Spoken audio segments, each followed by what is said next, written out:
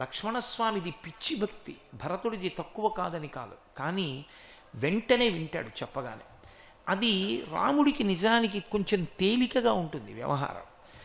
లక్ష్మణస్వామి సీతమ్మ పక్కన ఉన్నారు పర్ణశాలలో, ఏదో కూర్చుని మాట్లాడుకుంటున్నారు ప్రశాంతంగా. మాట్లాడుకుంటున్న సమయంలో అకస్మాత్తుగా కరుడు దూషణుడు అని ఇద్దరు రాక్షసులు, రావణాసురుడు జనస్థానంలో వాళ్ళని తన పనుపును నియమించాడు అరణ్యంలో. వాళ్ళ దగ్గర ఉన్నటువంటి రాక్షస బలం 14,000 మంది రాక్షసులు ఉన్నారు. అందులో ఏ ఒక్కరూ సామాన్యులు కారు. ఒక్కొక్కడు 100 తాటి చెట్ల ఎత్తు ప్రమాణంలో ఉంటాడు. అంతంత పెద్ద పెద్ద రాక్షసులు. వాళ్ళను ఒకణ్ణి గెలవడమే చాలా కష్టం. అలాంటి వాళ్ళు 14,000 మంది యుద్ధానికి వచ్చారు అకస్మాత్తుగా. లక్ష్మణస్వామి వాదిస్తాడని భయం రాముడికి. వెంటనే లేచో మాట అన్నాడు, లక్ష్మణ, నీవు చెప్పిన మాట వినడం తప్ప నువ్వొక మాట మాట్లాడావా నా పాదముల మీద ఒట్టు అన్నాడు. అంటే నా పాదముల మీద ఒట్టంటే నువ్వు నాకు నమస్కారం చేయడానికి వీల్లేదు ఇక వాదిస్తే. కాబట్టి ఇప్పుడు ఏం మాట్లాడే, ఉత్తర క్షణం నువ్వు సీతమ్మని తీసుకుని ఆ గుహలోకి వెళ్ళిపో, నేను ఒక్కడనే యుద్ధం చేస్తాను వీళ్లతో, వెళ్ళిపోమ్మన్నాడు. లక్ష్మణస్వామి మాట్లాడడానికి అవకాశం లేదు. సీతమ్మని తీసుకుని పర్వత గుహలోకి వెళ్ళిపోయాడు. వచ్చిన వాళ్ళు ఎదురుగుండా 14,000 మంది రాక్షసులు ఏకకాలంలో చుట్టుముట్టారు రామచంద్రమూర్తిని. చుట్టుముట్టినప్పుడు ఆయన యుద్ధం చేశాడు. 14,000 మందిలో ఒక్కొక్కడు 1,00,00,000 మంది రాక్షసులకి సమానం. ఒక్కొక్కడు అంతంత శక్తివంతులు. వాళ్ళు అన్ని చేతులతో బాణప్రహారం చేస్తారు, అన్ని చేతులతో ఆయుధాలు ప్రయోగిస్తారు. 14,000 మంది తన చుట్టూ నిలబడి ఆయుధ ప్రయోగం చేస్తున్నారు. రాముడు 2 చేతులతో బాణాలు వెయ్యగలడు. ఆయన చేత్తో కోదండం పట్టుకుని అక్షయబాణ తూణీరంలోకి చెయ్యి పెట్టి బాణాన్ని తీసి వింటినారికి తొడిగి ఆకర్ణాంతం లాగి బాణం విడిచిపెట్టాలి. ఇందులో ఏమైందంటే శూర్పణఖ అరణ్యకాండలో రావణాసురుడితో మాట్లాడుతూ చెప్పింది, నాకు రాముడి చెయ్యి కనపడలేదు. మనం చూడండి, ఫ్యాన్ వేసుకుని అలా ఉంచామనుకోండి రెక్కలు లెక్కెట్టచ్చు 3, 4 అని. ఫ్యాన్ తిరుగుతోందనుకోండి, మీరు లెక్క పెట్టలేరు, ఎన్ని రెక్కలు ఉన్నాయో తెలియదు. ఇప్పుడు ఇక్కడ తిరుగుతోంది, ఎన్ని రెక్కలు ఉన్నాయంటే ఎవరు చెప్పలేరు, అంత వేగంగా తిరుగుతోంది కాబట్టి ఎన్ని ఉన్నాయో తెలియదు. రాముడి చెయ్యి ఎంత వేగంగా తిరిగిందంటే రాముడి చెయ్యి నాకు కనపడలేదు, రాముడు బాణం తీయడం నాకు కనపడలేదు, రాముడు వింటినారికి తొలగడం నాకు కనపడలేదు, ఆకర్ణాంతము లాగడం నాకు కనపడలేదు, బాణం విడిచిపెట్టడము నాకు కనపడలేదు. నాకేం కనపడింది అంటే ఎదురుగుండా ఉన్న రాక్షసుల తలలు తెగి కింద పడిపోతూ ఉండడం కనపడింది. నేను ఇలా చూస్తే 14,000 మంది వీళ్ళు, ఒక్కడాయన. వాళ్ళ బాణములు ఆయనకి తగలకుండా కాపాడుకుంటూ ఎదురుగుండా ఉన్న వాళ్ళ తలలు తెగటార్చాడు. ఇంతమంది 14,000 మంది 14,000 కోట్ల మందికి సమానం. ఇంతమందిని ఎంతసేపట్లో పడగొట్టాడు అంటే 1 గంట 12 నిమిషములు పట్టింది రామాయణం ప్రకారం. 1 గంట 12 నిమిషములలో రాముడు ఒక్కడే 14,000 మందిని చంపేశాడు రా అన్నయ్య, అటువంటి వాణ్ణి నేను చూడలేదురా అంది శూర్పణఖ. అది రాముడి యొక్క శక్తి అంటే, అది రాముడి యొక్క బాణ ప్రయోగం అంటే. అంత వేగంగా వేస్తాడు. అందుకే గోపరాజు గారే దశరథీ శతకంలో ఒక చోట పద్యం చేస్తూ అంటారు, బండన భీముడు అర్తజన బాంధవుడుజ్వల బాణతోణ కోదండ కళాప్రచండ భుజతాండవ కీర్తికి రామమూర్తికిన్ రెండవ సాటి దైవమిక లేడనుచున్ గడకట్టి భేరికా డండ డండ డండ నిడదంబుల జండము నిండ మత్త వేదండము నిక్కి చాటెదను దాశరథీ కరుణాపయోనిధి అంటారు. రామ, యుద్ధం చేస్తున్నప్పుడు మీ బాహువులు తాండవం చేస్తాయి. పరమశివుడు తాండవం చేస్తాడు. పరమశివుడు తాండవం చేసేటప్పుడు ఎంత వేగంగా చేస్తాడంటే ఆయన జుత్తు ఇక్కడ వరకు ఉంటుంది. ఆయన ఇలా అన్నప్పుడు ఇటు వస్తుంది, ఇలా అన్నప్పుడు ఇటు రావాలి. కానీ ఆయన ఎంత వేగంగా తల కదుపుతాడంటే ఇలా అని ఇలా అంటే ఇటు జుత్తు ఇటు రాకముందే ఇటు దిటు ఉంటుంది, ఇటు దిటు ఉంటుంది, మధ్యలో తల తిరిగిపోతుంది. అంత వేగంగా కదుపుతాడు. అందుకే ఇప్పటికీ నటరాజస్వామి వారి విగ్రహాలే ఎత్తుకుపోతుంటారు ఈ దేశం నుంచి. ఎందుకని అంటే వాళ్ళకి చాలా ఆశ్చర్యం, అసలు జుత్తు 2 వైపులా ఇలా ఎగిరేటట్టుగా ఎలా చేస్తాడా తాండవం అని. తాండవం అంటే శివుడు ఒక్కడే అంత వేగంగా చేస్తాడు. రా శివుని యొక్క తాండవం ఎంత వేగంగా ఉంటుందో రాముడి బాణ ప్రయోగం అంత వేగంగా ఉంటుంది. ఆయన వేసినటువంటి బాణం లిప్త కాలంలో కొట్టేస్తుంది అంతే. అది ఇక పడిందంటే ఏదో గురి తప్పడం, ఎక్కడో కొద్దిగా తగలడం అలా ఉండదు. ఇక రామబాణం అంటే ఒకటే. రామబాణం వదిలాడంటే గురి చూసి అయిపోయిందంతే. చాలామంది ఒక మాట అంటూ ఉంటారు, చెట్టు చాటు నుంచి వెనక నుంచి కొట్టాడు వాలిని అంటుంటారు. వాలికి బాణం ఎక్కడ తగిలింది? గుండెల్లో తగిలింది. వీపులో గుచ్చుకుందని రామాయణంలో రాయిలే. గుండెల్లో బాణం గుచ్చుకుంది. గుండెల్లో బాణం గుచ్చుకోవాలంటే రాముడు ఎటున్నాడు? ఎదురుగుండా ఉన్నాడు. ఎదురుగుండా ఉన్న వాలి ఎంత వేగం కలిగిన వాడంటే 5 నిమిషాల్లో 4 సముద్రముల దగ్గరికి వెళ్ళి సంధ్యావందనంలో కూర్చుని అర్ఘ్యం ఇచ్చి లేచిపోతాడు.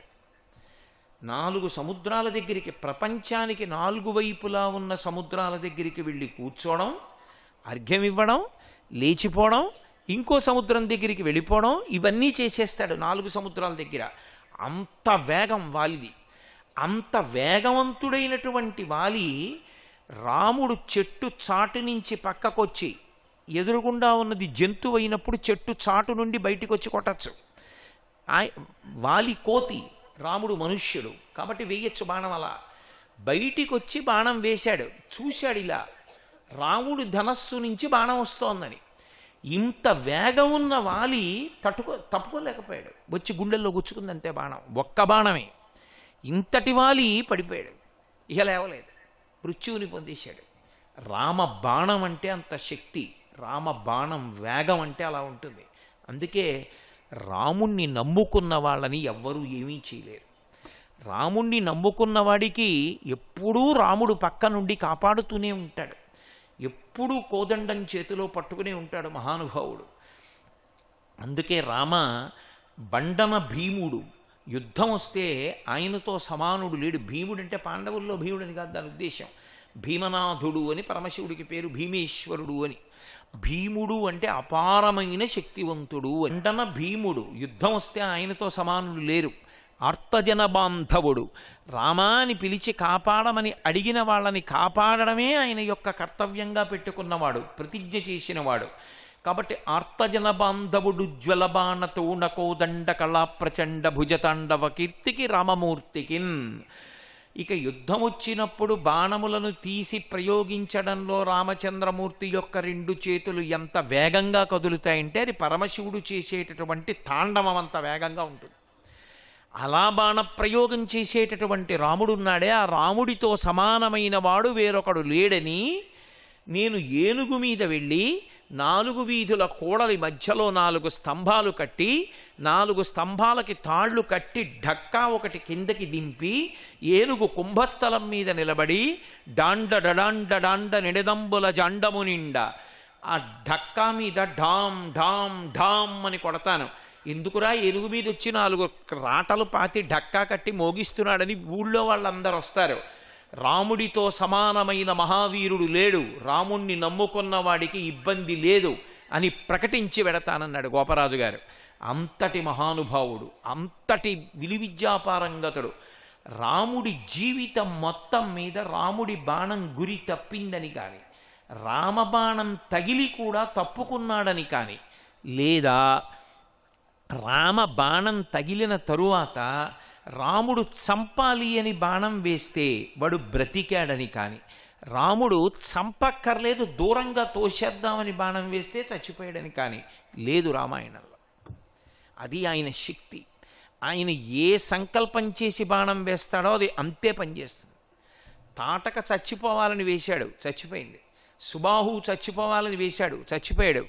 మారీచుడి మీద మానవాస్త్రం వేసి కొట్టాడు, సముద్రం అవతల వెళ్ళి పడాలన్నాడు, అలా పడిపోయాడు అంతే. తప్ప చంపాలనలేదు, చావలేదు. రాముడి బాణపు దెబ్బంటే అలా ఉంటుంది. రాముడి బాణాన్ని విడిచిపెట్టడం అంటే గురి చూసి అలా ఉంటుంది. అందుకే రాముడి లాంటి మహానుభావుడు లోకంలో ఉండడు. అటువంటి రామచంద్రమూర్తితో 2వ సాటి దైవమిక లేడునుచున్, ఆయనతో సమానమైన దైవము లేడు అని నేను ఢంకా బజాయించి చెప్తాను అన్నాడు గోపరాజు గారు. అటువంటి మహానుభావుడు అకస్మాత్ యుద్ధములు చేశాడు రామాయణంలో. ఒకప్పుడు ఆయన యామరపాటుగా కూర్చుని ఉన్నాడు, ఏదో పర్ణశాలలో కూర్చున్నాడు, ఏదో పని చేసుకుంటూ. రాముడి మీద కక్ష పెట్టుకున్నవాడు ఒకడున్నాడు, మారీచుడు. ఎప్పుడు కక్ష పెట్టుకున్నాడంటే బాలకాండలో పెట్టుకున్నాడు. అజాతవ్యంజన శ్రీమాన్ పద్మపత్ర నిభీక్షణ ఏకవస్త్రధరోధన్ వీసిఖీ కనకమాలయ అని చెప్పాడు రావణుడితో. అజాతవ్యంజన శ్రీమాన్ అన్నాడు. రాముడు పురుషుడు అని గుర్తుపట్టడానికి కావలసిన చిహ్నములు అప్పటికి రాలేదయా, అప్పుడు కొట్టాడు నన్ను మానవాస్త్రంతో అని చెప్పాడంటే మీసాలు గడ్డాలు రాలేదు.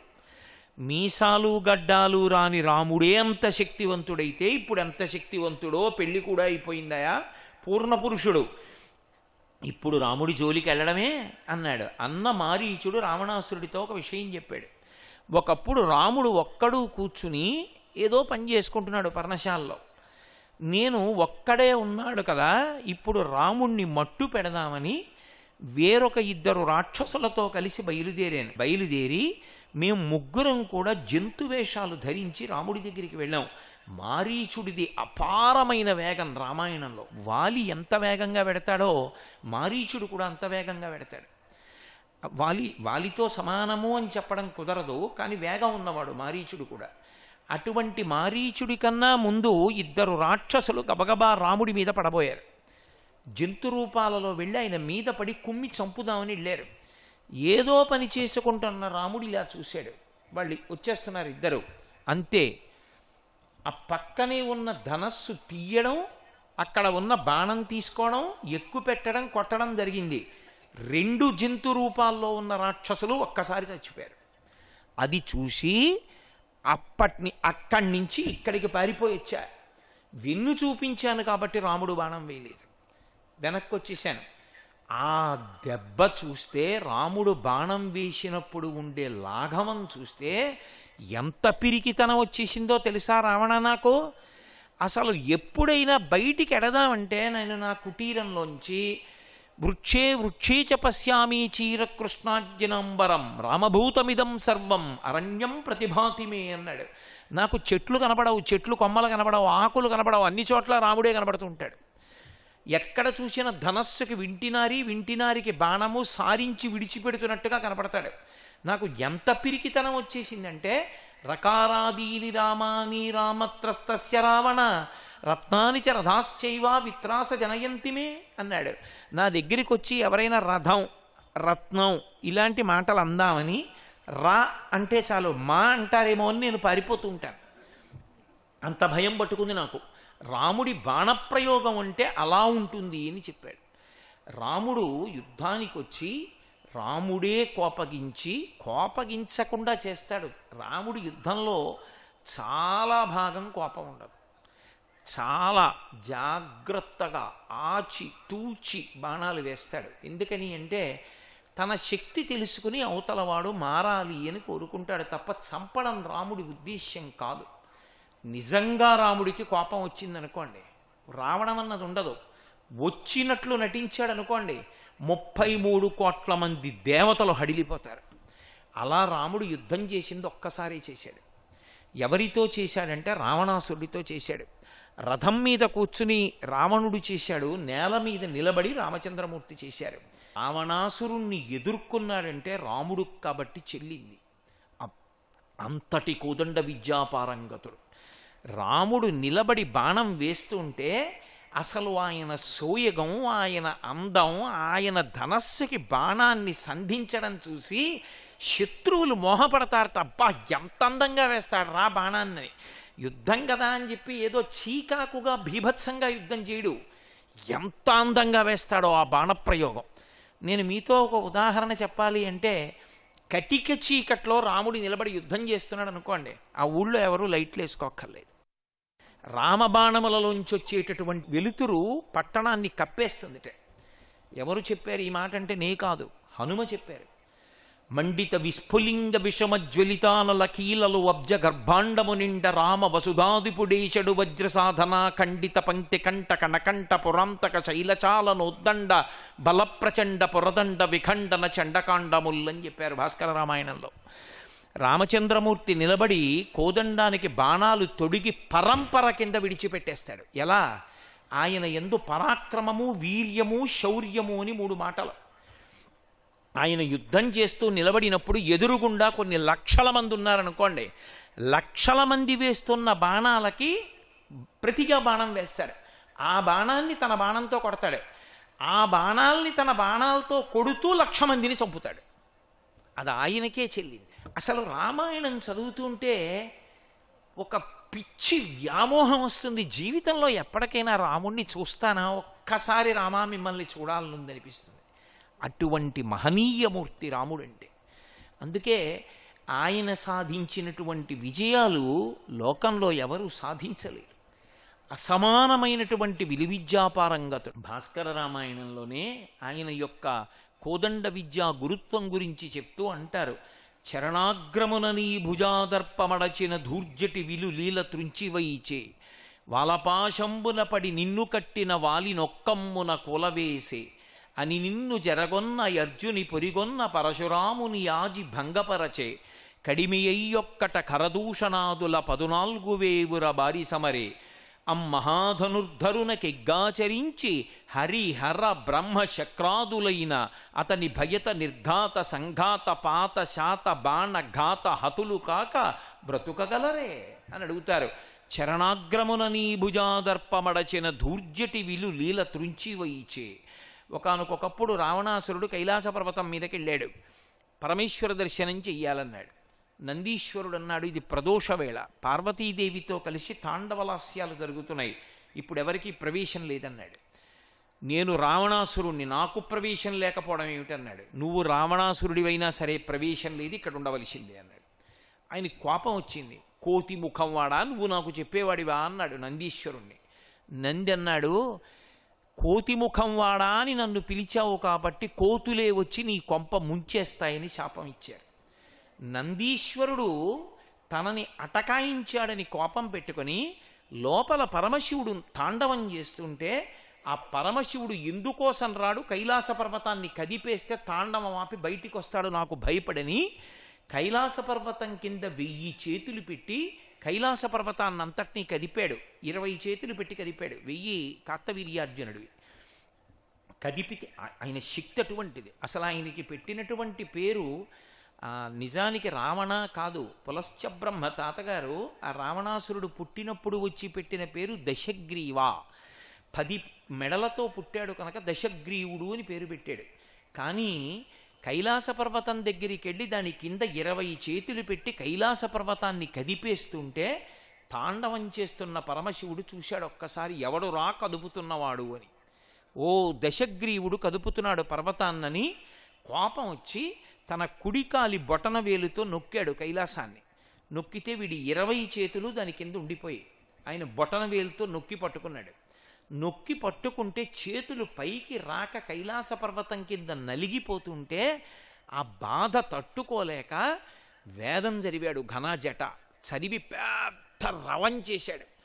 ఆర్తితో అరిచాడు, శివా శివా రక్షించండి అని.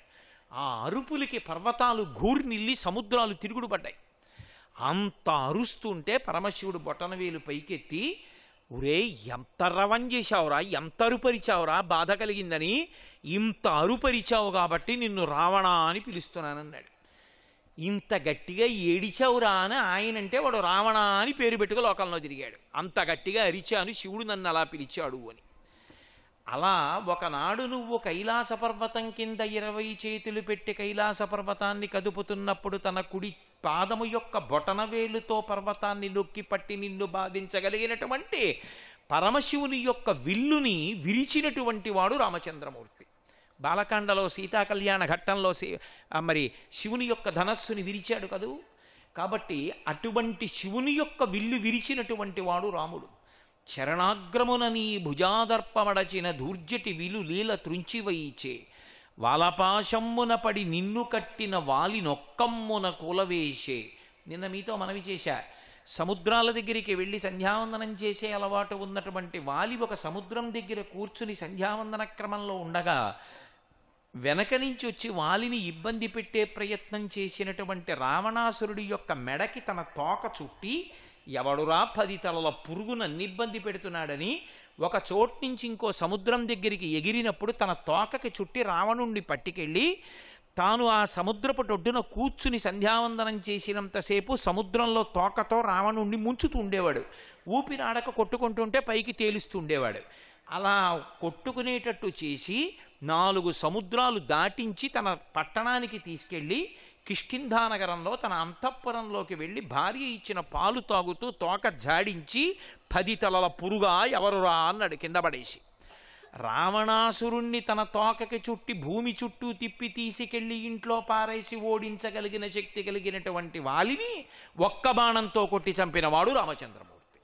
అంటే ఆయన బలం ఎటువంటిది, ఆయన శక్తి ఎటువంటిది. ఒక్కమ్మున కూలవేసే అని నిన్ను జరగొన్న అర్జుని పొరిగొన్న పరశురాముని ఆజి భంగపరచే.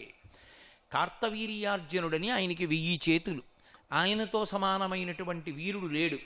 ఆ కార్తవీర్యార్జునుడిని వెతుక్కుంటూ మహిష్మతీపురానికి వెళ్ళాడు ఒకప్పుడు రావణాసురుడు. అక్కడ కనపడలేదు ఆయన. రావణాసురుడికి అలవాటు ఉంది, మంచే చెడు చెడే. ప్రదోష వేళ అయితే వెంటనే శివలింగానికి అభిషేకం చేస్తాడు. నర్మదా నదీ తీరంలో ఉన్నాడు. నర్మదా నదిలో స్నానం చేసి సైకత లింగం చేశాడంటే ఇసుకతోటే శివలింగాన్ని చేసి పృథివీలింగాన్ని ఒడ్డున కూర్చుని అభిషేకం చేసి పూజ చేస్తున్నాడు. నదికి బాగా కిందన కార్తవీర్యార్జునుడు తన భార్యలతో కలిసి ఆడుకుంటున్నాడు, జలక్రీడలు ఆడుతున్నాడు నదిలో. ఆయన భార్యలు అన్నారు, నీకు 1000 చేతులు ఉన్నాయి కదా, ఈ నది కిందకి వెళ్లకుండా నువ్వు నదిని ఆపగలవా అన్నారు. ఆపేస్తానని కార్తవీర్యార్జునుడు 1000 చేతులతో నదీ ప్రవాహాన్ని అడ్డాడు. ఆ ప్రవాహం ఆయన చేతులు దాటి వెళ్ళలేక అలా వెనక్కి పెరిగి నర్మదా నది ఒడ్డున మురుసుకుంటూ పైకొచ్చి రావణాసురుడు అభిషేకం చేస్తున్న సైకతలింగాన్ని తనలోకి కలిపేసుకుంది. నేను పూజ చేస్తున్న శివలింగం కరిగిపోయేటట్టుగా కింద ప్రవాహానికి ఎవరు ఆపారో చూసి రమ్మని తన మంత్రుల్ని పంపాడు. కార్తవీర్యార్జునుడున్నాడు కింద అన్నారు. ఇప్పుడే చంపుతానని కార్తవీర్యార్జునుడి మీదకి యుద్ధానికి వెళ్ళాడు. అసలు యుద్ధం చేయలేదు కార్తవీర్యార్జునుడు. నీతో నాకు యుద్ధం ఏమిట్రా అని 2 చేతులతో ఇలా పట్టుకుని ఈడుచుకుపోయాడు ఇంటికి. ఈడుచుకుపోయి కారాగారంలో పడేసి తలుపేసి తాళం వేసి పురుగు 10 తలలది, అది నాతో యుద్ధం ఏమిటన్నాడు. లోపలికి పోయాడు. పోతే రావణాసురుడి తాతగారు పులశ్చ బ్రహ్మ చతుర్ముఖ బ్రహ్మగారి దగ్గరికి వెళ్ళి బ్రహ్మగారిని తీసుకుని వెళ్ళాడు. మా మనవడరా పొగరెక్కి తిరుగుతూ ఉంటాడు, తప్పు కాచి విడిచిపెట్టమన్నాడు. అంటే కార్తవీర్యార్జునుడు బాగుండదు, బ్రహ్మగారు ప్రజాపతి పులశ్చ బ్రహ్మ వచ్చారని విడిచిపెట్టి రావణాసురుణ్ణి. సర్వం శ్రీ ఉమామహేశ్వర పరబ్రహ్మార్పణమస్తు. స్వస్తి.